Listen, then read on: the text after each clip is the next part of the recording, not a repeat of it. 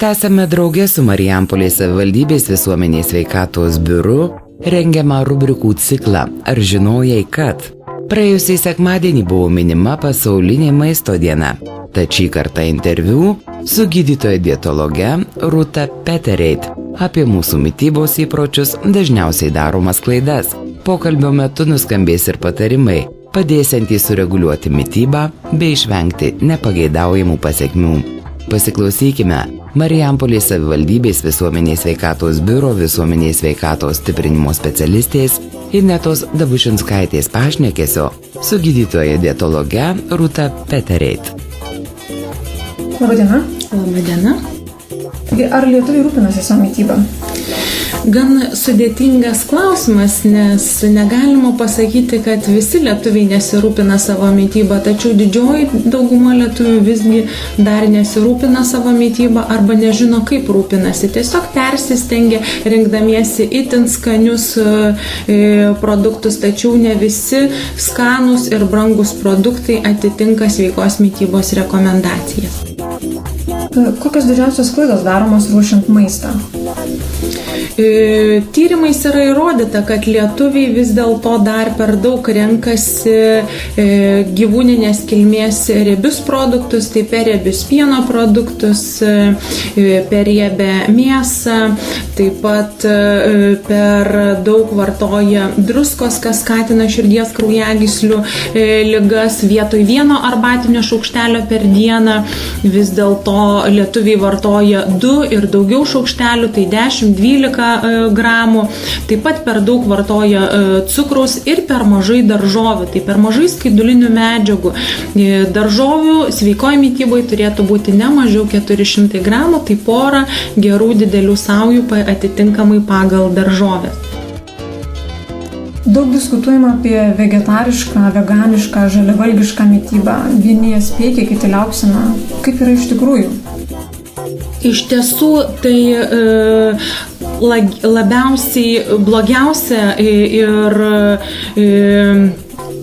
yra žaliavalgiai ir veganai, kurie valgo tik augalinės kilmės, nes tuomet gan grėsmingos sveikatai komplikacijos gali ilgainiui vystytis, trūksta baltymų, tai yra būna edemos, patinimai kūno, taip pat blogai, jeigu mažai valgo arba visai nevalgo mėsos, ypatingai būna tada B12, geležies trūkumas ir blogiausia tai, kad žaliavalgystė jei laikosi jaunimas, tai jaunos mergaitės, kuomet jom gali sutrikti mėnesinės, atsirasti psichikos įvairios ligos, jau tuomet turės būti kompleksinis gydymas ir gan nemažai praktikoje pasitaiko.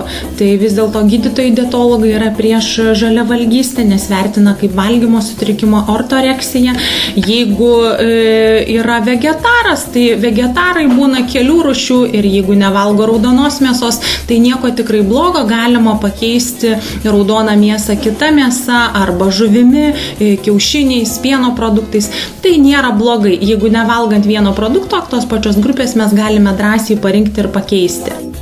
Nutukimas 21 amžiaus rykštė. Daug kas nutukimą nurašo genetikai. O kaip yra iš tikrųjų? Dėl kokių priežasčių atmetant ligas visuomenė tunka? Taip, nutukimas yra liga ir tai yra plintanti epidemija.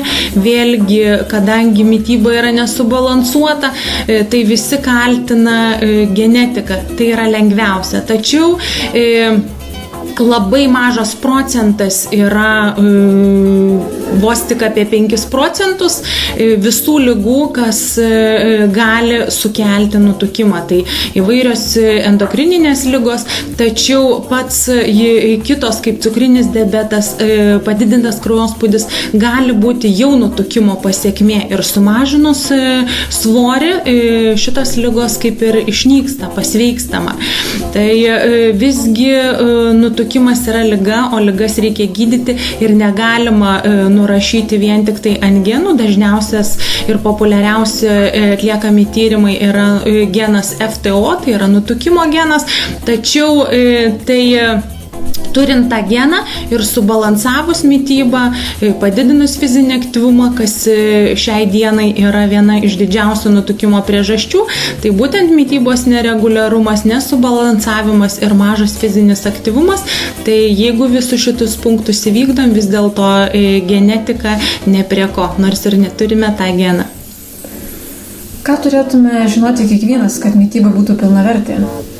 Pirmiausia, tai reguliarumas, turėtume valgyti ne mažiau 3 kartus, būtinai nepraleisti pusryčių, pavalgyti, jeigu ir nenorim, per 3 valandas nuo prabudimo ir tarpai neturėtų būti didesni negu 4-5 valandos, būtinai 1 arba 2 užkandžiai šviežiais vaisiais, taip pat nepamiršti gurkšnoti vandenį, nes lietuviai tikrai ne visi išgeria 6 stiklinės vandens per dieną, daržovių kiekis turėtų būti gan nemažas, 400 gramų, vaisių, kaip minėjau, turėtų būti užkandžiams, kumščio dydžio keli per dieną, bet jų ne per daug, nes piknaudžiaujant vaisiais taip pat gauname per daug fruktozės, o fruktozė yra angliavandenis, kuris gali virsti riebalais, jeigu nėra fizinio aktyvumo.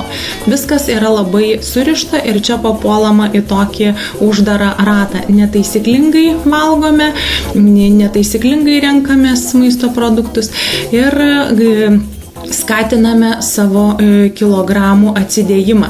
Pavyzdžiui, kaip pavyzdys galiu pateikti vos tik tai viršijus 10 kalorijų per dieną, o tai yra mažas saldainukas, ledinukas, galima per metus priaugti 1 kilogramą. Na, o jeigu sausainukas ar šokoladinis saldainis, kuris turi 60 kalorijų, tai dažnai per metus priaugama ir po 5-6 kilogramus ir sako, aš nieko nevalgau, bet iš kažkur tie kilogramai atsirado, nors ant stalo kasdien puikuojasi saldumynai. Dėkojame. Ačiū. Tiek šį kartą. Na, o norėdami, kad rubrikos būtų naudingos kasdieninėme jūsų gyvenime, kviečiame klausimus ir pasiūlymus siųsti elektroniniu paštu. Noriu girdėti @gmail.com. Daugiau informacijos apie Marijampolės savivaldybės visuomenės sveikatos biuro veiklą, renginius ir užsiėmimus rasite biuro svetainėje internete adresu marijampolės.vsb.lt. Visos naujienos Facebook paskyroje Marijampolės visuomenės sveikatos biuras. Rūpinkime savo ir artimųjų gerą savijautą patys, o mes tenksimės naudingą informaciją jums padėti išlikti sveikiems. Iki kitų susitikimų.